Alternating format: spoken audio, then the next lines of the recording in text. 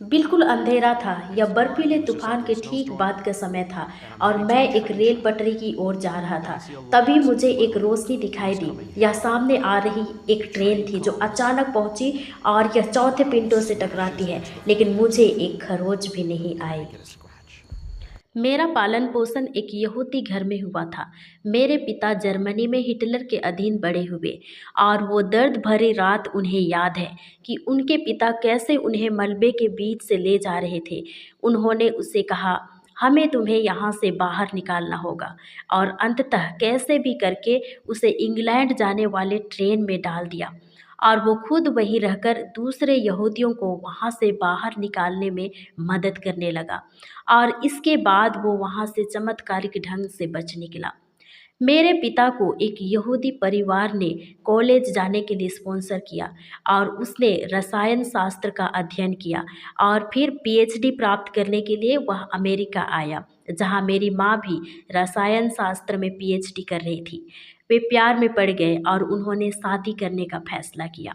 हमारा परिवार बहुत रिलीजियस नहीं था, बस सामान्य अमेरिकी यहूदी परिवार था। मुझे याद है कि जब मैं हिब्रू स्कूल में था, हमें दाऊद, यशायाह और इलिय्याह की फिल्म दिखाई जाती थी।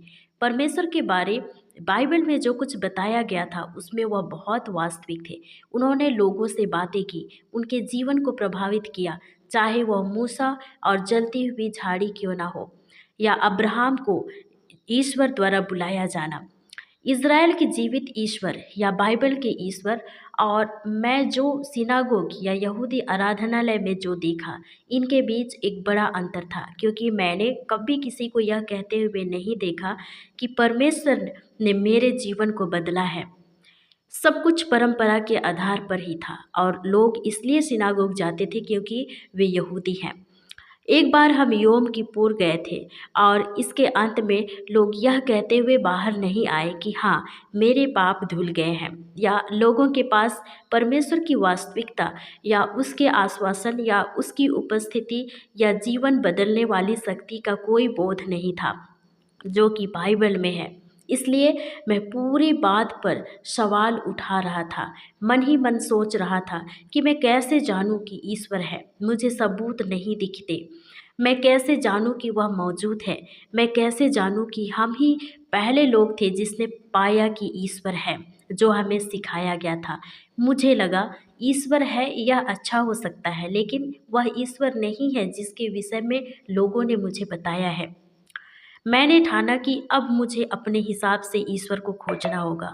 मुझे स्वयं के लिए सत्य को जानना होगा।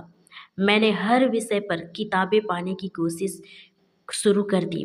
विज्ञान पर, धर्म पर, गुप्त विद्या पर, हर धर्म, हर विचारधारा पर।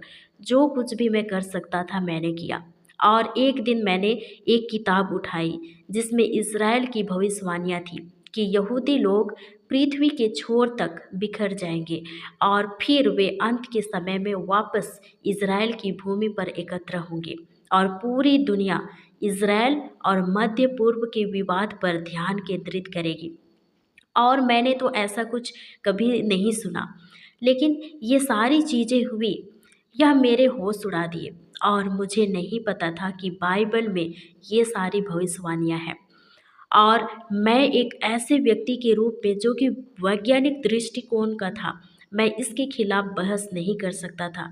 किसी भी तरीके से इसे गलत साबित नहीं कर सकता था, क्योंकि मुझे पता था कि हमारे सभी कंप्यूटरों और सुपर कंप्यूटरों के साथ भी हम इतिहास की भविष्यवाणी नहीं कर सकते।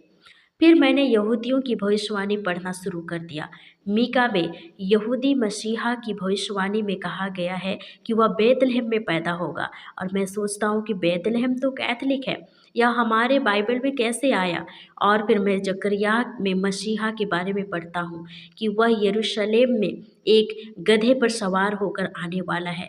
मैंने कहा कि ठीक है, मैंने इसके बारे में पाम संडे जैसा कुछ सुना है, लेकिन यहाँ इसका क्या मतलब है? इसमें कहा गया है कि वह अन्य जातियों के लिए एक प्रकाश होगा और मेरे अपने लोगों द्वारा भी उसे अस्वीकार कर दिया जाएगा। और फिर मैंने यशायाह 53 में पढ़ा, इसमें कहा गया है कि हमारा मसीहा हमारे पापों के लिए मरने वाला है।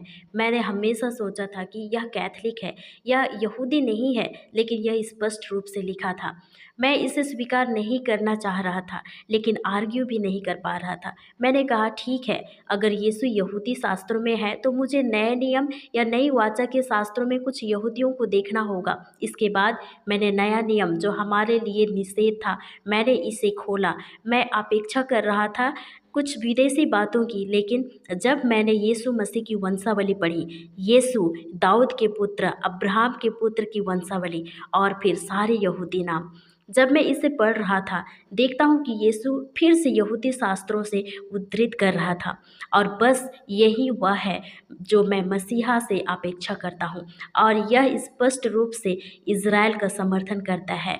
और अब मेरे लिए सब कुछ क्लियर हो चुका था, लेकिन मैं परमेश्वर का अनुसरण नहीं करना चाहता था, क्योंकि मैंने सोचा कि यदि मैं परमेश्वर का अनुसरण करता हूँ तो मुझे एक मठ में शामिल होना होगा, एक भिक्षु बनना होगा। मैंने सोचा कि परमेश्वर का अनुसरण करने के लिए हर अच्छी चीज़ें या हर उस चीज़ को छोड़ना होगा जिसकी हम आनंद लेते हैं, और इसलिए मैंने इस विषय पर परमेश्वर से लड़ाई की। लेकिन मुझे पता था कि मुझे कुछ करना होगा, इसलिए आखिरकार मैंने ईश्वर के साथ एक सौदा किया, और जो सौदा मैंने उनके साथ किया था वह यह था, मैंने परमेश्वर से कहा, सुनो, मुझे पता है कि मुझे आपका अनुसरण करना चाहिए, लेकिन मैं नहीं करना चाहता हूँ, इसलिए यह सौदा है, मैं आपको तब स्वीकार करूँगा जब मैं अपनी मृत्यु शैया पर रहूँगा। कुछ दिनों बाद मैं रात में गाड़ी चला रहा था, काफ़ी अंधकार था। यह एक बर्फीले तूफान के बाद की बात है। सड़क उबड़-खबड़ थी। यह भी नहीं पता चल रहा था कि कहाँ थे। तब मुझे अपने बाईं ओर एक प्रकाश दिखाई देती है। रेलवे क्रॉसिंग पर अन्य कारें पार कर रही थी और मैं ट्रैक पर ही था कि अचानक ट्रेन आती है। यह किले के पिंडों से टकराती है और मेरी कार एल्यूमीनियम पन्नी की तरह ऊपर जाती है। उस वक़्त मैं एक ही चीज़ कर सकता था, परमेश्वर को पुकारना। मैंने उसे पुकारा। कार तो नष्ट हो गई, लेकिन मुझे एक खरोच भी नहीं आई, और ये न्यूज़ काफ़ी सुर्खियों में था। हादसे के बाद मैंने कहा, परमेश्वर, यह बहुत करीब था। मुझे एहसास हुआ कि मेरे जीवन अनंत काल के बहुत करीब था। फिर मैंने सोचा, मुझे परमेश्वर के साथ सही होना है। मुझे नहीं पता था कि यह कैसे करना है। मुझे हिब्रू स्कूल से याद है कि मूसा ने एक पहाड़ पर परमेश्वर से मुलाकात की, और इलिय्याह ने भी एक पहाड़ पर परमेश्वर से मुलाकात की।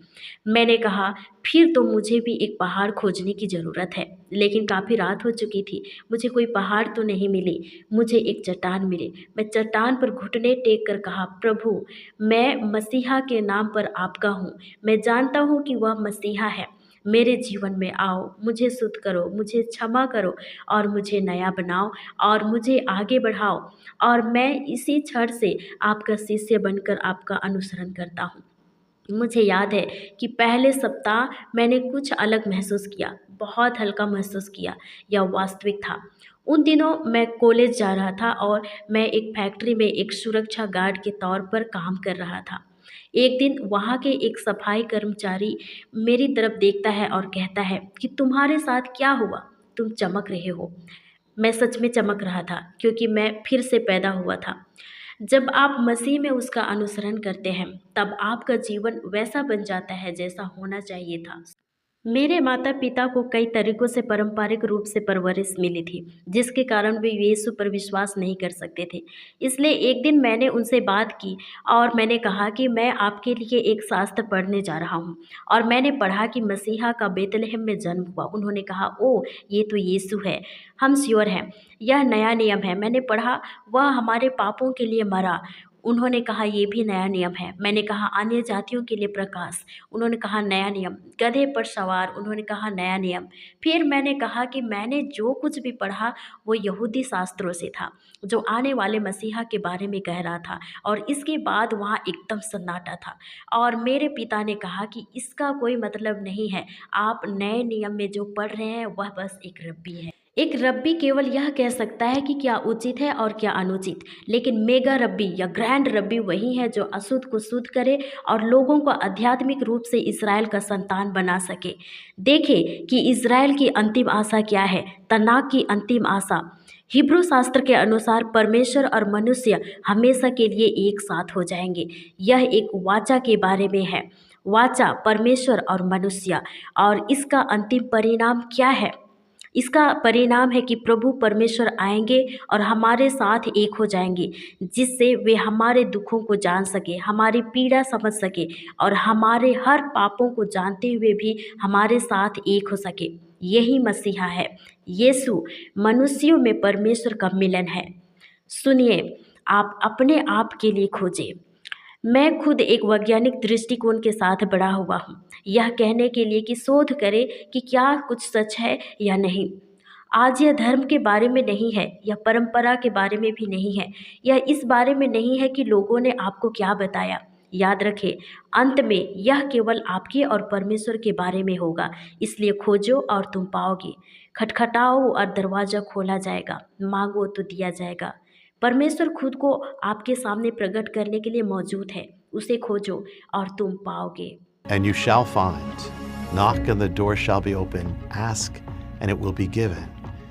God is there to show himself to you. Seek him and you will find.